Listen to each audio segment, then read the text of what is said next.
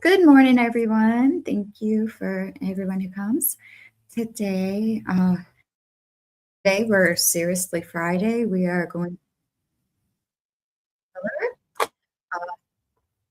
today's story is a crazy story out of British Columbia, Canada. But before we get into that, thank you everyone for coming. Uh, Donations are never required. Always appreciated. I don't care. But my Cash App is TC Maylin. And as we go through, if you think of a serial killer you would like for me to cover, a current crime that's going on that you would like more information on, or if you would like to hear about a gangster that I cover every Wednesday, you can email me at tcwmaylin@gmail.com. You can follow me on X at tcmaylin. And you can DM me or leave a comment. I will see them. And without further ado, we are going to go ahead and get into our story today. Our story is out of British Columbia, Canada. It's about Robert Willy Pickton. He was born on October 24th, 1994. He is known as the pig farm killer or the butcher. He was a pig farmer and a killer out of British Columbia, Canada. He is believed to have killed 27 women. He got charged with killing 27 women. He bragged to a cellmate who was actually an undercover cop that he killed 49 women, and he was convicted of killing 6 for second-degree murder and received the max sentence you can receive in Canada for second-degree murder. Now, his parents, they were pig farmers. They passed the farm down to their sons. Robert, he did have 2 siblings. He had an older sister, but she was away to be raised by other family because they believed that it was not ladylike for a young lady to be raised on a farm. But Robert had a younger brother, David. Now, it is believed that Robert's father was abusive. He was a very harsh man. Robert became closer to his mother, but she was a cold and hard and harsh woman herself. She preferred her pigs over her sons. And she was often extremely neglectful to the boys. They would go to school in dirty clothes. They would be unwashed. And they would get bullied by the other kids in school. Kids are mean. And they would get bullied. And, but not only was she neglectful, from a very early age, David and Robert, they both worked on the pig farm as well. So they always stunk. And the kids at school would call them stinky pig and things like that. And then to top it off, Robert had difficulties in school, and he failed the second grade. Hi, Nefarious. Good morning. Thank you for coming. And so he got held back, but not only did he get held back, but he was also put in special education classes. So that did not help with the bullying either. You can feel bad for the child and hate the man he became. Now, this part of his life is very sad. He, when he was 12 years old, he got a calf, and he started raising this calf himself, and it became his beloved pet. It always met him at the gate when he get home from school. But then one day, it wasn't there. And so he went around the farm looking for his calf, and he couldn't find it anywhere. Finally, somebody told him to go check the barn. And it was in the barn that he saw his calf slaughtered. And that's the kind of life Robert led on his, lived on the farm. Now, when Robert was in high school, he dropped out of school. No surprise there. And he began working for a local butcher for 7 years. And then he quit that job and started working on the pig farm full time. Now, their parents passed away in the late 70s, and the siblings, they inherited equal portions of the farm, and then they sold off pieces of the farm. And they got 5.16 million Canadian dollars for the pieces of the farm that they sold off.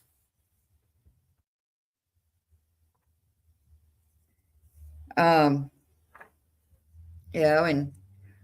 Robert and David stayed on the farm. They would throw these wild parties in a converted slaughterhouse on the farm. Now, they were sued by the Port Coquitlam officials for violating zoning policies. The violations were neglecting the agriculture for which it had been zoned for, and having altered a farm building for recreation purposes. Now, David named this converted slaughterhouse Piggy's Palace. And David and Robert would hold these parties for like the Hells Angels and people in groups like that.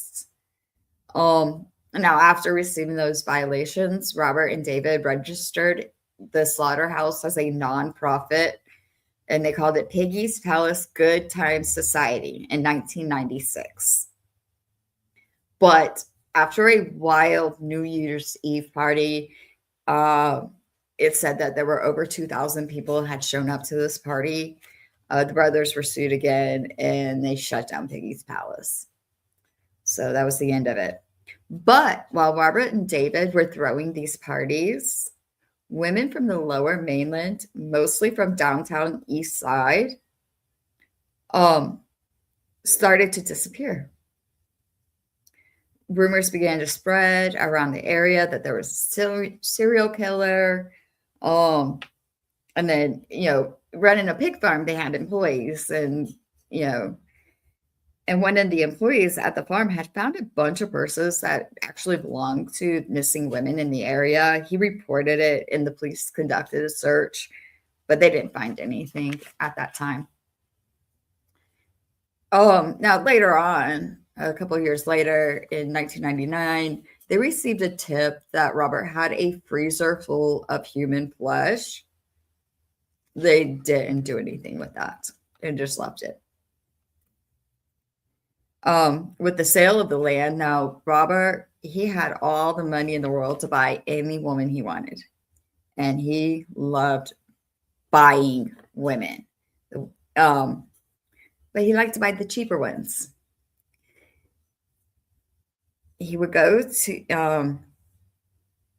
and when he started in 1995, downtown East Side Vancouver had plenty of ladies of the night working. And Robert would frequently visit the low track. This is where there were plenty, the low track was where the cheapest and less picky street workers hung out around. Now, there were plenty of strolls. Yes, I was learning that through doing my history here. Here you go. Thank you for coming. Yeah, when I was doing my research, I didn't tell you how many times I was like, oh my God, this is so gross. Now, the ones that worked in the low track, they were kind of ignored. So when women kept coming up missing from the low track, Police just didn't investigate. They were drug addicts. They were prostitutes. They just ran off. Now, normally, when working the streets, girls wouldn't agree to go very far from their spot that they worked. Safety. Plus, they wanted to be close to get back to work. But since Robert had all this money from the sale of the land, he was actually able to convince the street workers to go back to the farm with him. And then him and his brother would also throw some of these parties at the Piggy's Palace that they would hire street workers to work for I'm so sorry. Work the parties. And the girls loved it. Now, Robert is now in his late 30s, and this is the first time ever in his life he actually felt like he was accepted into life. He felt like he had friends, and he was having all this sex because he was buying it. And then some of the girls made it out, and a lot did, unfortunately. And the girls just kept coming up missing from the lower track, just more and more, as the weeks, months, years went on. Now, on March 23rd of 1997, Robert met the only victim to ever survive one of his actual attacks. Wendy Lynn Esther was a prostitute from the low track that Robert took back to his house or to the farm. When he got her there, they had sex. She was naked. While she was naked, he cuffed her. And then he started stabbing her. He stabbed her 4 times.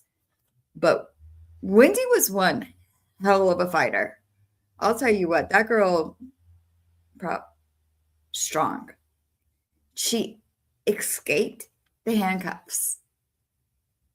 But not only that, she wrestled Robert and got the knife from him and stabbed him 2 times herself. And then she ran off one direction and he went to another direction. He went to an ER and she ended up at a different ER naked with 4 stab wounds and a handcuff on one hand. She did report this attack. Now, Robert was stitched up and released before they were able to arrest him. But because Wendy reported the attack, they did go and arrest him at his farm. And he was actually charged with attempted murder. But on January 27th, 1998, the charge was stayed. They said Wendy was too unreliable, too unstable of a witness because of her lifestyle, because of her drug use, because she was a prostitute. And so they just made Robert pay $2,000 Canadian dollars and let him go free. Got back to the farm and they continued as normal. Now, Dave ran the business side of things. He was really, really smart. He, did the marketing. He was a people person.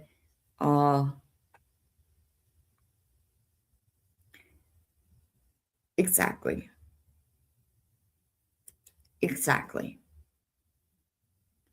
That makes me so sick to my stomach. And then hearing what she went through, and we'll also hear what a witness actually saw him do.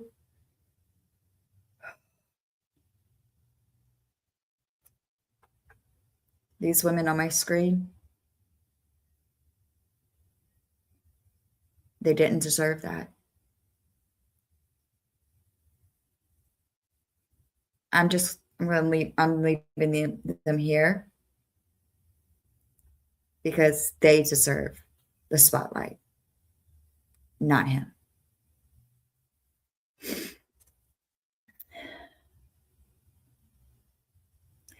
Now, Dave, he was a people person. He was. Oh, he knew what he was doing. He knew where he was going. He knew who would not be noticed.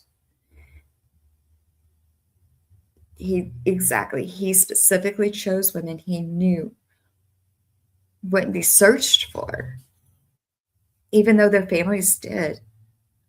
The police did until it was too late. And most of the prostitutes he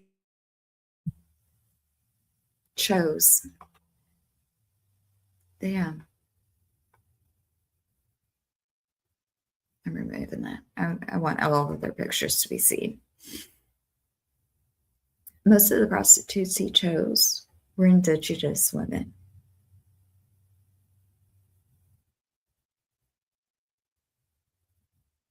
And they say there's no racism in or sexism in police.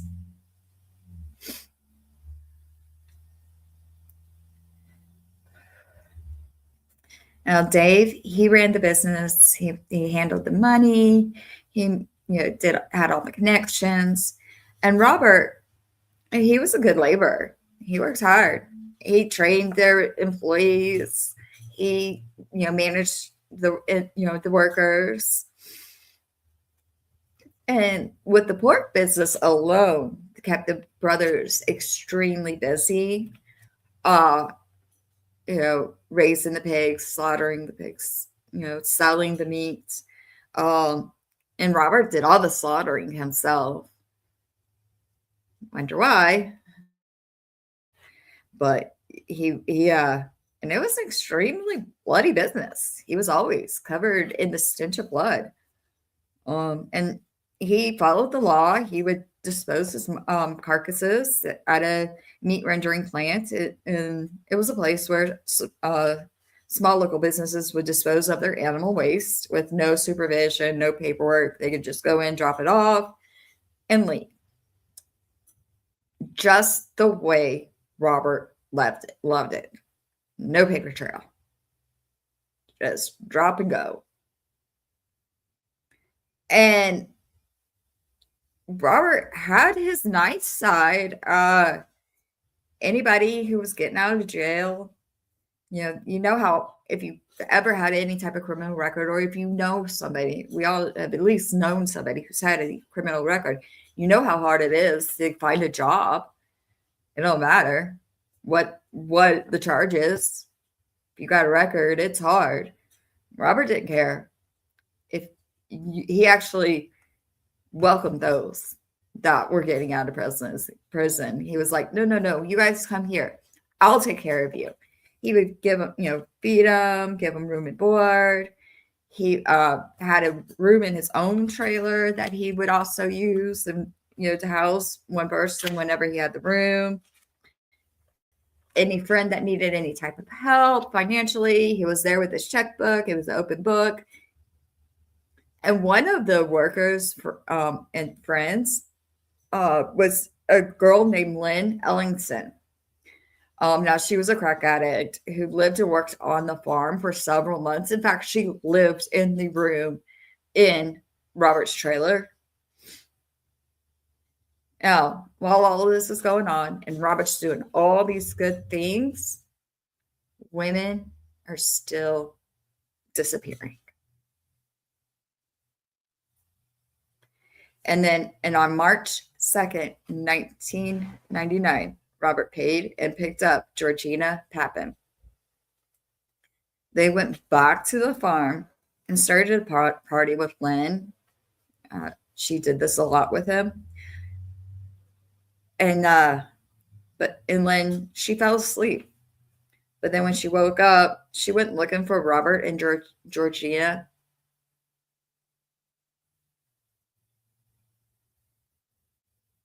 Wow. Yeah. So crazy. It's hard. And this part right here is really, really hard. So trigger warning here. Lynn, she went looking for Robert and Georgina. She noticed a light on in the slaughterhouse and the door cracked open, so she went and looked. And the sight she saw was something she will never, ever forget. She saw Robert gutting a dead Georgina like he did pigs. She must have made a noise.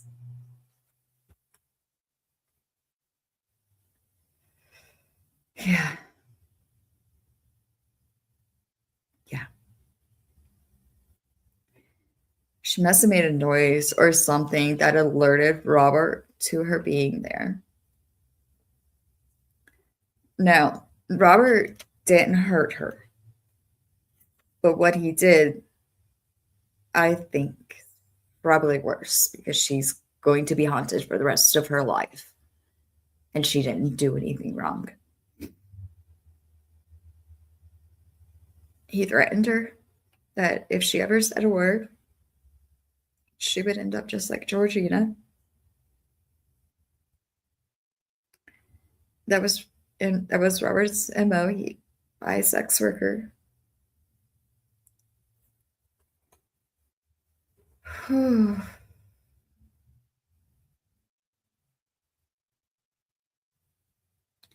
He would go by a sex worker, a low track. He would take them back to his farm. He would have sex with them, and then he would slaughter them. Now, Lynn never did tell the police because she was so scared. But she could not keep what she saw to herself. So she went and she told a friend in vivid detail, and that friend called the police. Now, the police went and questioned Lynn, and she refused to talk because she was petrified.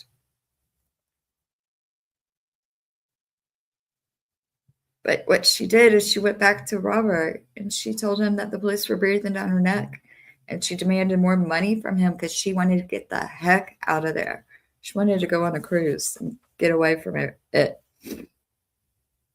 Now, as you can imagine, at this time, Robert was feeling pretty invincible. He could do what he wanted when he wanted, kill who he wanted, and the police weren't stopping him. They were doing nothing to stop him. They weren't looking for the missing women. They weren't looking at the pig farm. They're ignoring tip after tip.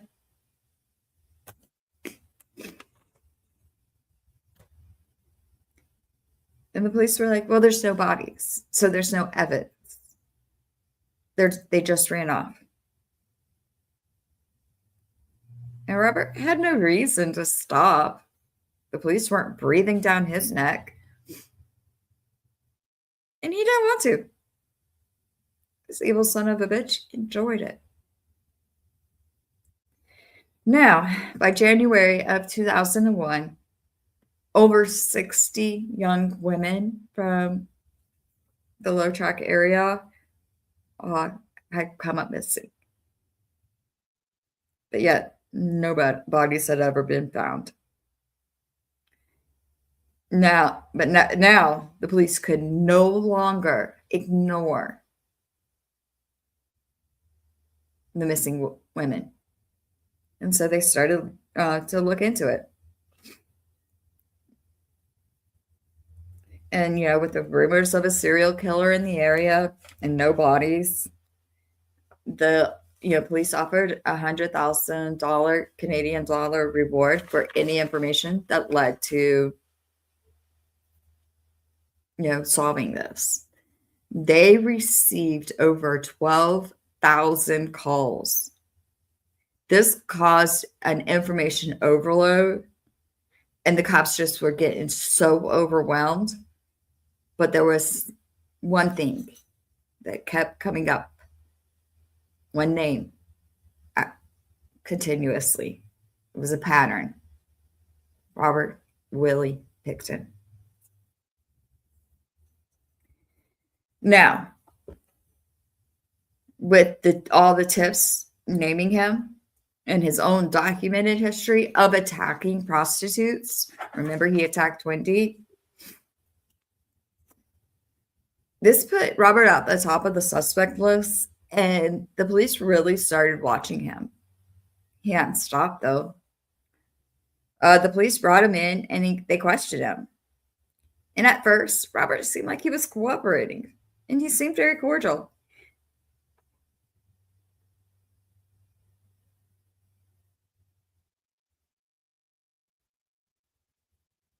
Yeah, I do too. Uh, he talked about his attack on Wendy, but he denies.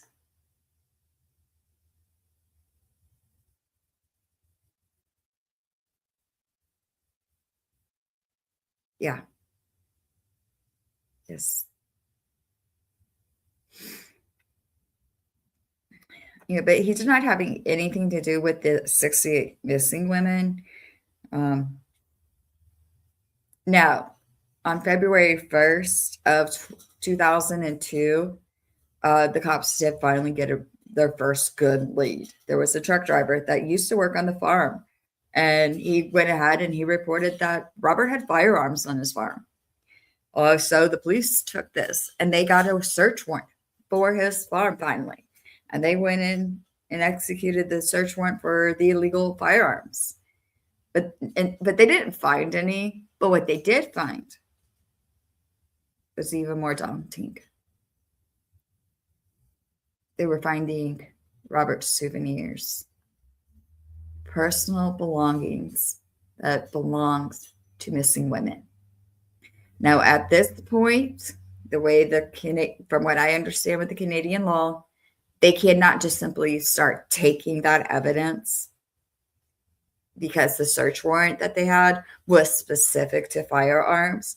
So what they had to do is they had to go get another search warrant to come back and look to, for the missing persons. And the search warrant was executed on February 6th. So the police, they arrested Robert and David. They obtained and executed the other search warrant, the one into the missing women, with the BC Missing Women's Investigation. Now, this search warrant, it produced even more personal items that belong to these missing women. So they're connecting him. And members of the joint RCMP and the Vancouver Police Department Task Force, they sealed off the farm the following day. Now, they've sealed off the farm. They're investigating the farm. Now, the following day, they did release both David and Robert, but they kept a close eye on Robert and kept him under constant surveillance.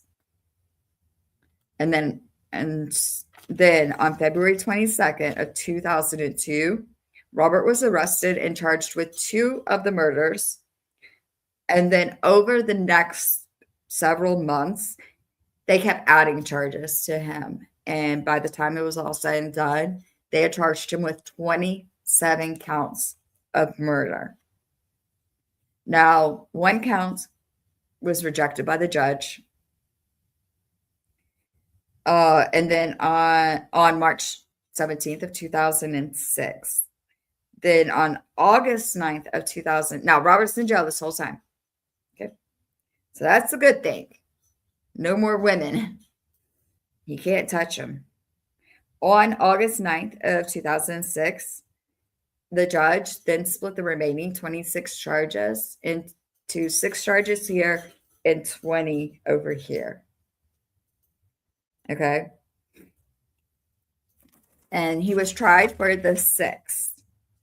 And on December 9th of 2007, he was found not guilty of first-degree murder on all 6 charges, but they did find him guilty on second-degree murder. And he was sentenced to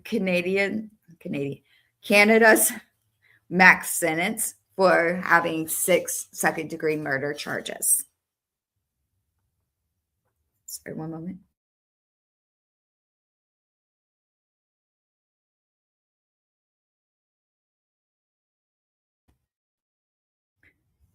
Now, on August 4th of 2010, a judge did stay the other 20 murder charges. And the reason for that was because he was already sentenced to the max. Even if they had tried him for these 20 murders, he wouldn't get any more time. And on May 19th of 2024, Robert was attacked by another inmate. Martin Charest, and I'm sorry if I mispronounced your name. You're a criminal, but you're a hero too. He broke a broomstick. No, it's not going where you think. And he shoved it into Robert's face.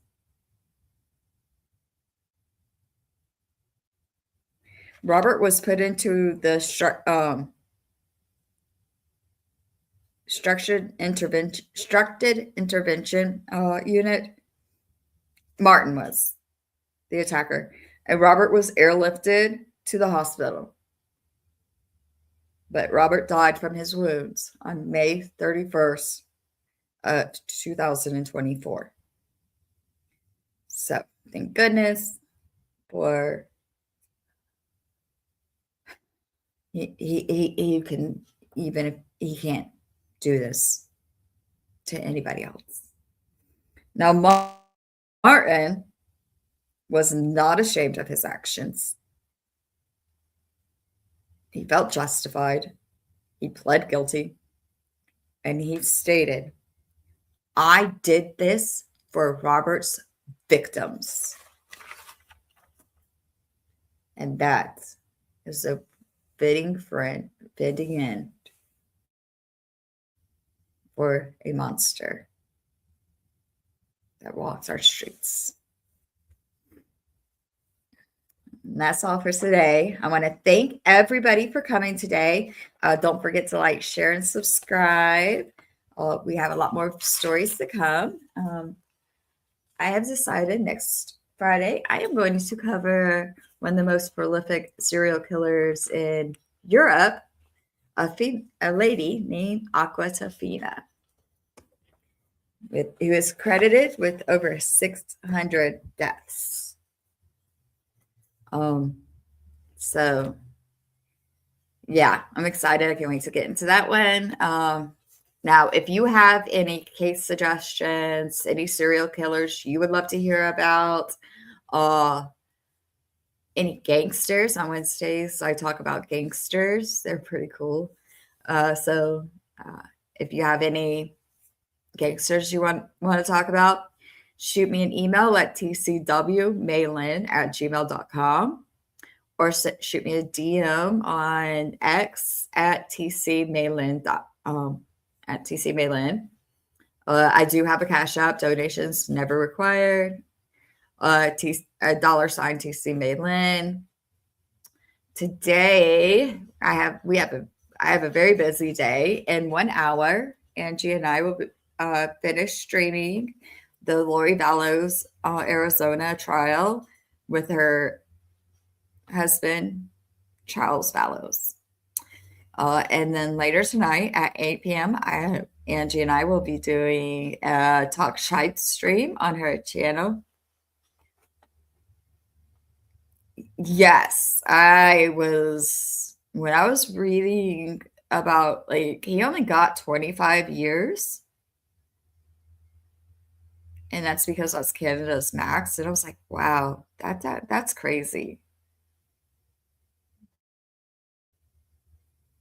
And, the fact that it took so long for them to start searching for these women because they were prostitutes and most of them were indigenous pisses me off so bad. So any more Canadians, send them my way. Send them my way. I would love to shine a light on. Yeah. I didn't either until this story. I was like, wow. Mhm.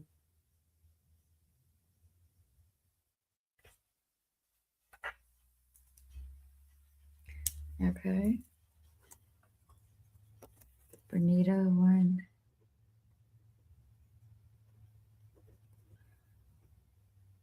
St.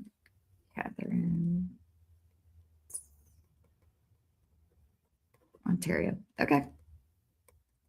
On the list. That easy.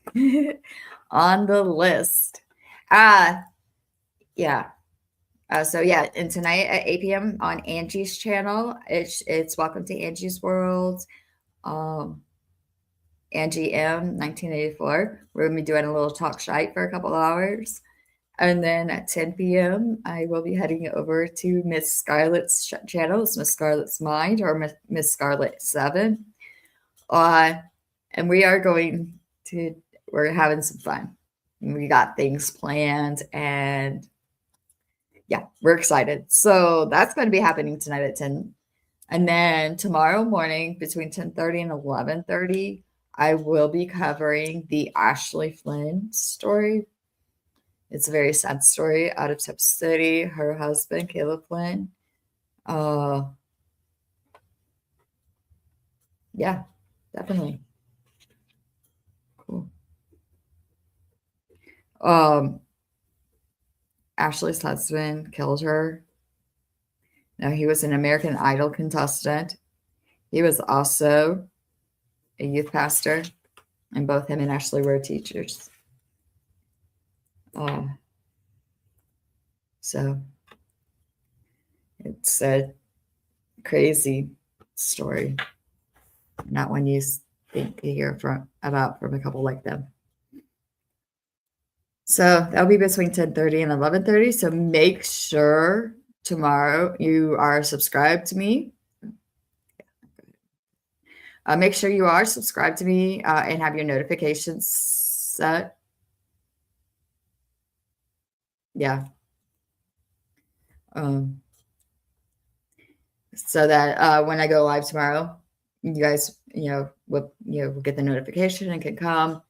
I stream, I want to thank everybody on X who is watching. Unfortunately, X doesn't have the chat, so I wish I could chat with you guys too. But so that's why you guys need to hop on over to YouTube. Subscribe to me over on YouTube, and we can chat away.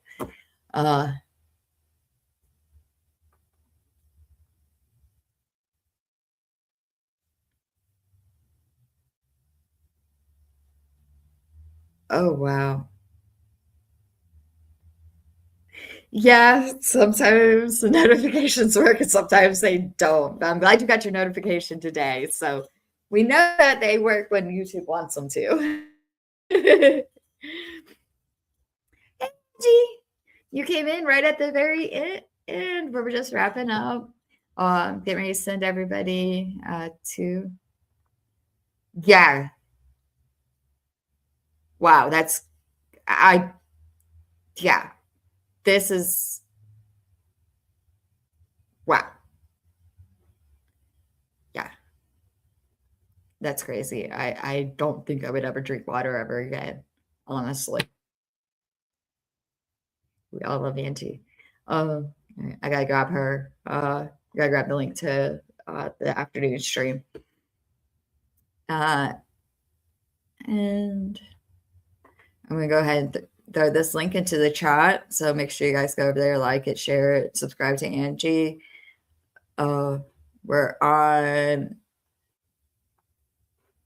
We are on a mission to get her to 300 subscribers. And I'm on a mission to get to 100. I am currently at 82 subscribers.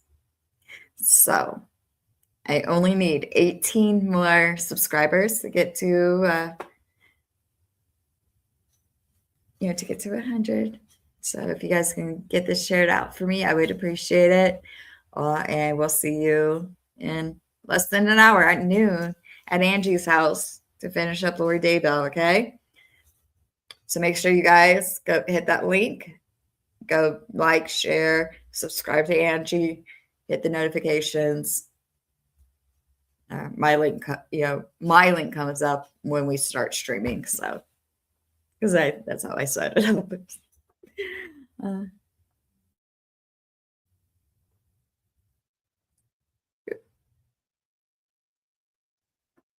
oh, thank you. Yes. Awesome. Thank you, Nefarious. Definitely appreciate it. And yep, saying hi to everybody. Yeah, but I am saying bye. So thank you guys all for coming today. I love you guys very much. Don't forget to be beautiful little butterflies and pollinate the YouTube algorithms. Uh, yes, I will be on Scarlet. I will be at Scarlet's later. So I'll see you then. All right. Not a problem, Garth. I enjoyed it. The roller coaster it took me on, like I said at the beginning, feeling so. Yes, yes, and a very, yeah, and don't forget Angie and I are going live at noon. I did share the link to Angie's stream for that stream in the chat. So yeah, make sure you guys are there at noon. So less than an hour, 11:11. Make a wish. The angels that are watching you. Go out, pollinate the YouTube algorithms for me, beautiful butterflies. I will see you guys around in the chats. And always go out with love and peace in your heart.